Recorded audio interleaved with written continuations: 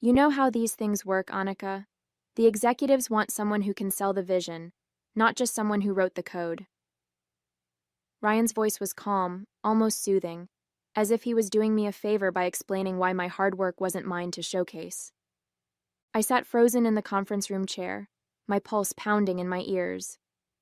But it's my project, I managed to say, my voice barely above a whisper.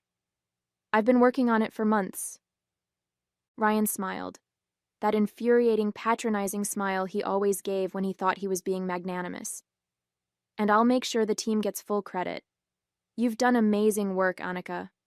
But let me handle the presentation. It's what I do best. My name is Annika Sharma.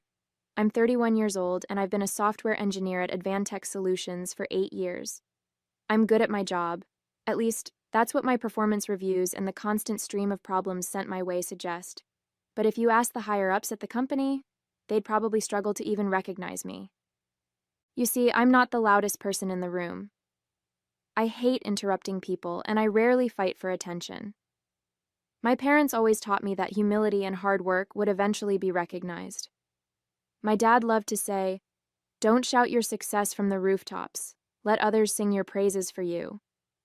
That advice worked well enough in school, but in the corporate world, I'd quickly learned that silence didn't bring applause. It brought invisibility. Still, I wasn't bitter about it. Not really. I loved my work. Building things from scratch, solving problems, and creating something that people could use felt like magic. I wasn't chasing accolades. I just wanted to make something great. That's what kept me at my desk late into the night, long after the rest of my team had gone home. I didn't mind skipping a few Friday dinners or sacrificing sleep for a project I believed in. And this project? I'd believed in it with everything I had. 3 months ago, our company announced plans to overhaul its client interface system. It was a massive undertaking, something that could redefine how Advantech worked with its partners. The CTO, David Chen, had called it a moonshot project, and everyone wanted a piece of it. Ryan, as our team leader, held a meeting to brainstorm ideas. I'd been sitting at my desk during my lunch breaks, sketching ideas and researching trends for weeks by then. When it was my turn to present, I stood up nervously, clutching my laptop. My idea was simple but ambitious. A cutting-edge application that integrated artificial intelligence to make client interactions seamless and personalized.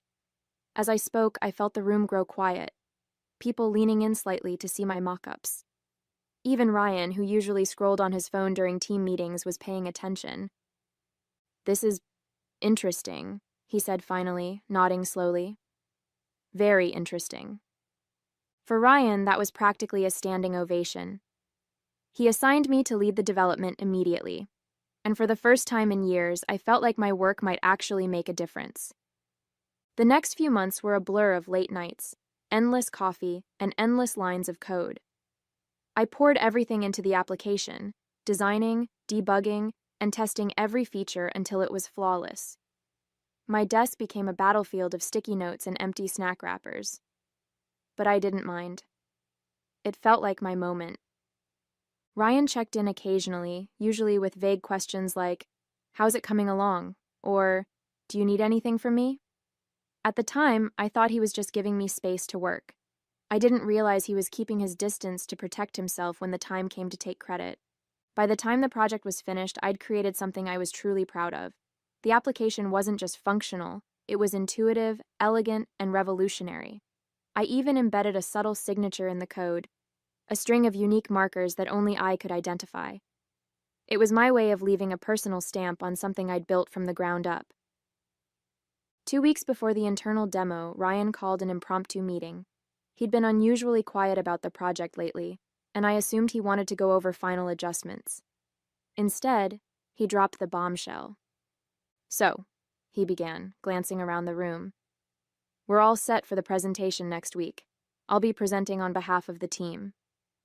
I blinked, sure I'd misheard. "Wait," I said slowly. "You're presenting?" "Of course," Ryan replied smoothly. "It's my job as the team leader. Don't worry, Annika, I'll make sure the team gets recognition." "But," I started, my voice faltering. "I've been working on this project for months. I know it better than anyone. Exactly, he said, cutting me off. You've done incredible work, and I can't thank you enough. But the execs don't want technical jargon. They want someone who can sell the big picture. Trust me, it's better this way. The room was silent. I looked around at my colleagues, hoping someone might back me up, but no one met my eyes. Most of them hadn't been directly involved in the project, and probably didn't want to risk rocking the boat. I wanted to argue, to demand what was rightfully mine, but the words wouldn't come. I nodded stiffly and left the room, my stomach churning with anger and frustration. That evening, I called Maya. She was in the middle of choosing centerpieces for her wedding, but she dropped everything when she heard the quiver in my voice. What happened? She asked sharply. I told her about the meeting, my words spilling out in a rush of anger and disbelief. He's stealing it, Maya. All of it. He's going to stand up there and take the credit for everything I've done. That slimy bastard, she muttered. You can't let him get away with this. What can I do? I asked, my voice cracking. He's the team leader. Everyone listens to him. No one will believe me. Maya was quiet for a moment. Then she said, Do you have proof? The question hung in the air, sharp and deliberate. Slowly, a plan began to form in my mind. Ryan's internal presentation was the first of many humiliations. As I sat in the corner of the packed conference room, arms crossed tightly over my chest, I watched him dazzle the department heads. He clicked through slides filled with mock-ups I had created, his voice smooth and confident as he explained his vision. This app that I created, he said, gesturing dramatically toward the screen, will revolutionize the way we interact with clients. It's all about creating a seamless experience, one that's intuitive, adaptable, and responsive. That's what I wanted to achieve with this project. I felt the air leave my lungs. What he wanted to achieve. He hadn't written a single line of code. His only contribution was approving my proposal in the first place. My stomach churned as I realized no one in the room would ever know the truth, not unless I told them. But I didn't. I sat there, silent and paralyzed, as the room erupted in applause. Ryan beamed, shaking hands with department heads as they congratulated him. I couldn't bear to meet anyone's eyes as I slipped out of the room. That night, I lay awake in bed, staring at the ceiling. My mind raced with every possible outcome if I confronted Ryan. What if I was labeled difficult or ungrateful? What if he twisted the narrative and turned my team against me? I thought about calling my parents, but I already knew what my mom would say. It's just one project, Beta. Let it go. Keep working hard, and you'll get your chance. My dad would agree. You don't want to make enemies at work. Your time will come. The thought made me angrier. I didn't want to wait for my time to come. I wanted to fight for it. But the idea of standing up to Ryan, of challenging someone who held all the power, left me feeling small and powerless. The next morning, Maya cornered me in the break room, her arms crossed and her expression sharp. So, she demanded, what's the plan? I sighed, leaning against the counter. There is no plan. What am I supposed to do, Maya? March into HR and accuse him of theft? They'd laugh me out of the building. Not if you have proof, she said, narrowing her eyes. You said you left a signature in the code, right? Something only you would recognize? Yes, I admitted. But that doesn't mean they'll care. Ryan's the golden boy. Everyone loves him. Maya's expression softened slightly. Look, I get it. This isn't easy. But you can't let him walk all over you, Annika. You deserve better than this. Her words stayed with me for the rest of the day. By the time I got home, I'd made up my mind. If I was going to fight back, I needed to be smart about it. Maya and I met after work that week, huddled in the corner of a small cafe a few blocks from the office. She had her wedding planner spread out on the table, but she shoved it aside as soon as I sat down. Okay, she said, pulling out a notebook. Let's figure this out. What's the best way to prove that you built this app? I hesitated. The signature is the most obvious thing, but I'd need a way to show it publicly. If it's just my word against his in front of HR, it won't go anywhere. Then we make it public. Maya said, her eyes gleaming with determination. When's the next big event where he's showing off your work? I blinked. The tech summit, I said slowly. He's presenting the app there to potential investors. Maya's smile widened. Perfect. That's your moment.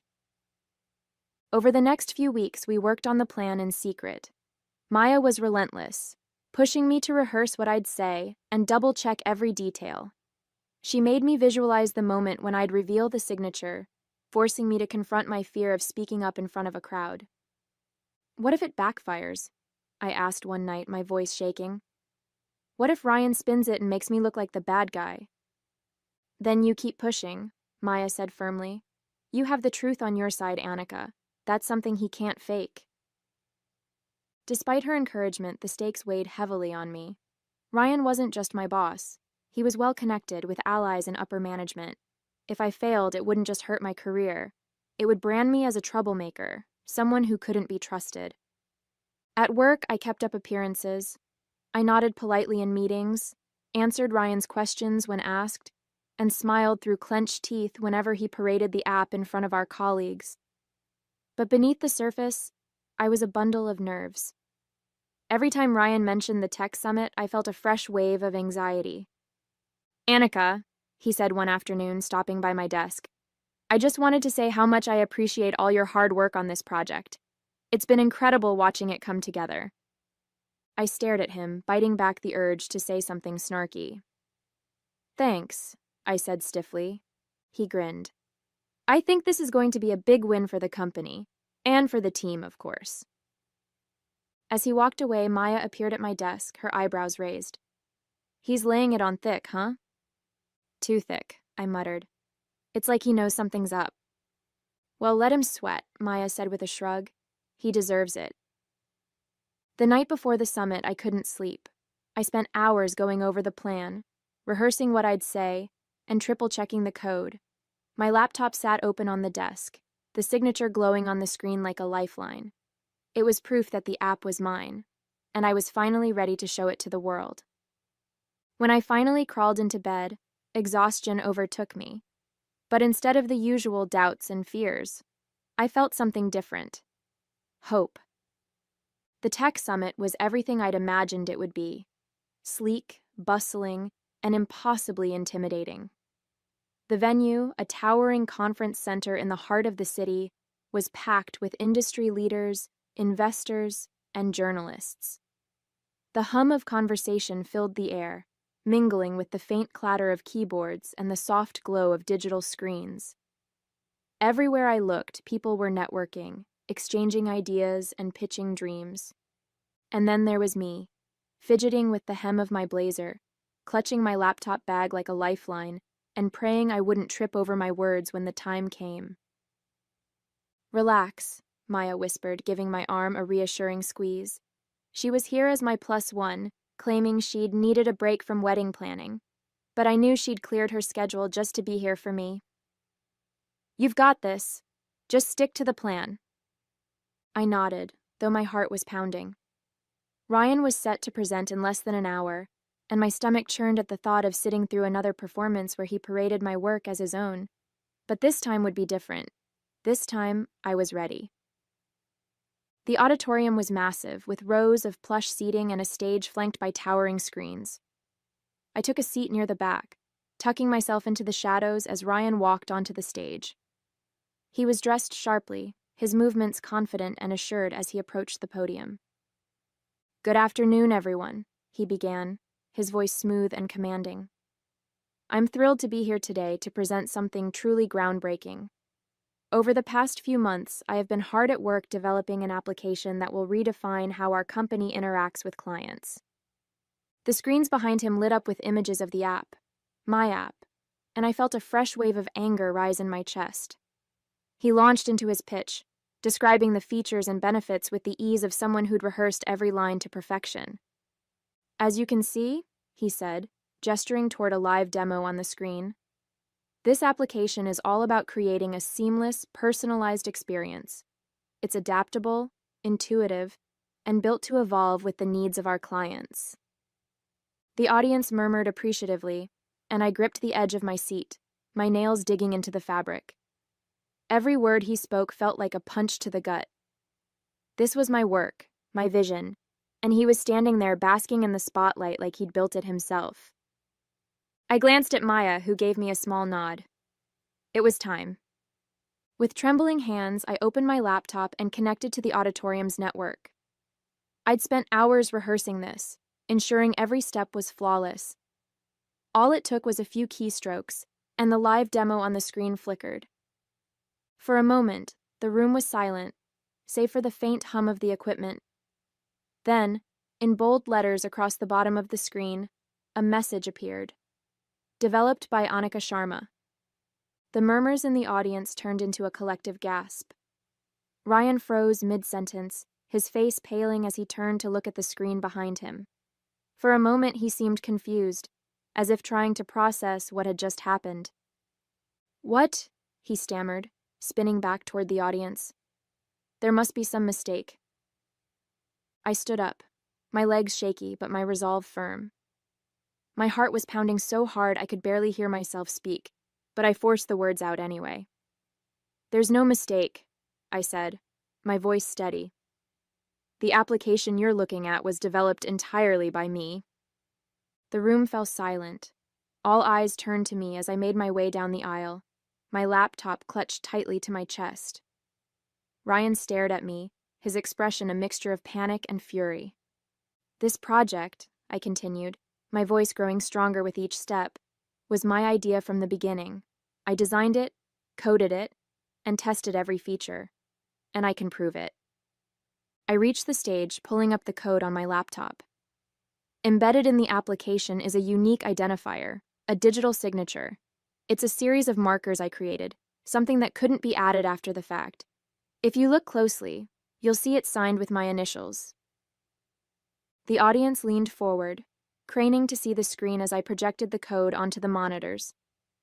Sure enough, the signature was there, glowing brightly for everyone to see.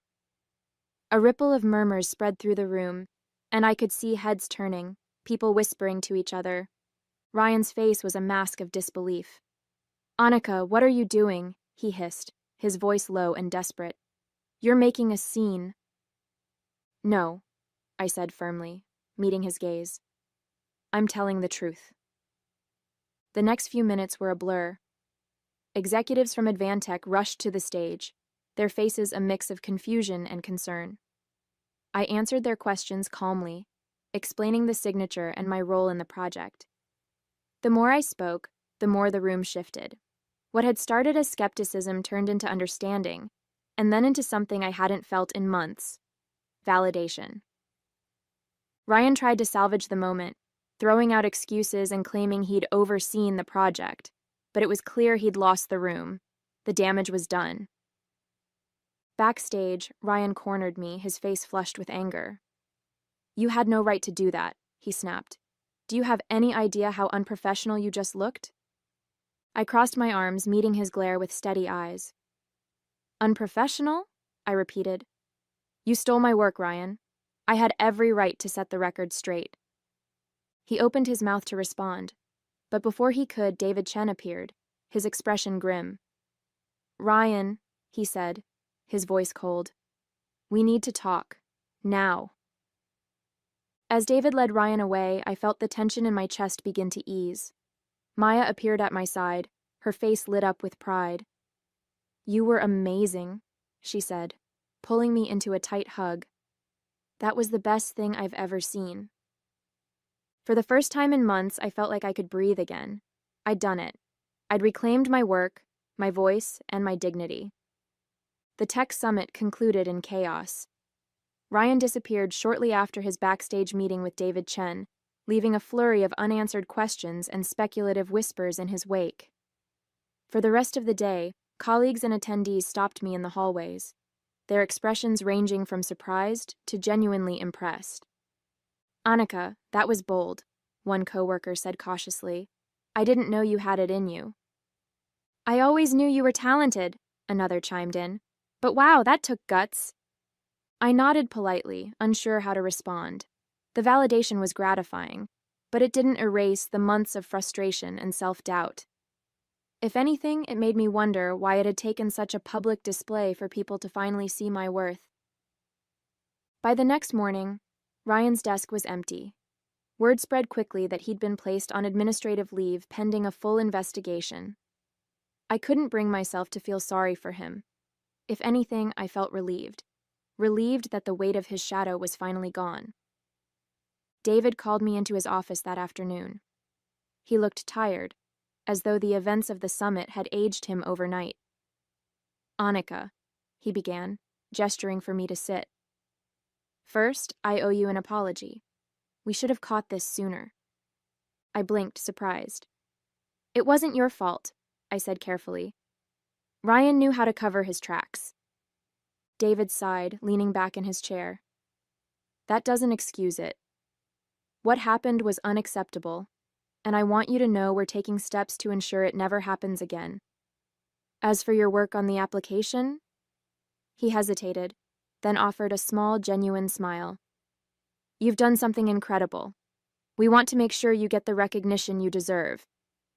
The following week, David stood before the entire company during the all-hands meeting and did something I never thought I'd see. He acknowledged me. Not just in passing, but with a full, detailed account of my contributions to the project. "Annika Sharma single-handedly developed the application that is now setting a new standard for our industry," he said, gesturing toward me as the room erupted in applause. It felt surreal. For so long, I'd been invisible, a quiet worker in the background, overshadowed by louder voices. Now the spotlight was on me, and for the first time, I didn't feel the urge to shy away from it. The company offered me a promotion shortly after, along with the opportunity to lead my next project. At first, I hesitated. Part of me worried that stepping into the spotlight again might invite more scrutiny, or worse, another Ryan. But Maya's voice echoed in my head, "You deserve better than this." And so I accepted. Slowly, I began to rebuild my confidence, leaning into the parts of myself I'd always been afraid to show.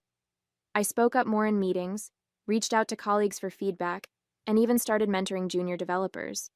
The more I pushed myself, the more I realized that being seen didn't mean being vulnerable. It meant being brave. Months after the summit, life felt different. Not wildly so. I still spent my mornings fighting with my alarm clock, and my evenings unwinding with tea and a book. But there was a quiet shift, an undercurrent of confidence that hadn't been there before. At work, I no longer hesitated to share my ideas. In meetings, I raised my hand instead of waiting for someone to call on me. I set boundaries when my workload grew too heavy, and I didn't apologize for taking credit where it was due. It wasn't easy. Decades of staying quiet couldn't be undone overnight, but I was learning, step by step, that my voice mattered. One of the biggest surprises was how my relationships at work changed. Some colleagues, especially those who'd been indifferent to Ryan's antics, were distant at first, unsure of how to approach me. But others, like Maya, rallied around me, becoming more than just coworkers. We celebrated small wins together, shared frustrations over impossible deadlines, and even joked about forming a Team Annika fan club. For the first time, I felt like I belonged, not just in the office, but in my own skin. Personally, the journey had been just as transformative. One Saturday afternoon, my dad called to ask about work. "We saw the article about your app," he said, pride evident in his voice. "Your mom's been showing it to everyone, even the neighbors." I laughed, picturing my mom waving her phone at unsuspecting aunties in the neighborhood. "Thanks, Dad. It's been a lot, but good." He hesitated. "You know, Beta, we've always told you to stay humble, but maybe it's okay to be a little proud too." That simple statement brought tears to my eyes. It felt like permission, not just from him but from myself, to let go of the fear that had held me back for so long. One evening, after a particularly successful project launch, Maya and I sat on a bench outside the office, sharing a bottle of soda like we used to during late nights at work. The city buzzed around us, the sounds of traffic and laughter mixing with the faint glow of streetlights. You did it, Maya said, nudging me with her elbow. You're officially a badass. I laughed. I had a pretty great coach. Her smile softened. Seriously, Annika, I'm proud of you. You fought for yourself, and you won. That's not something everyone can do. I looked at her, my best friend, the person who had believed in me even when I couldn't. Thanks, Maya, for everything. As I walked home that night, I thought about how far I'd come.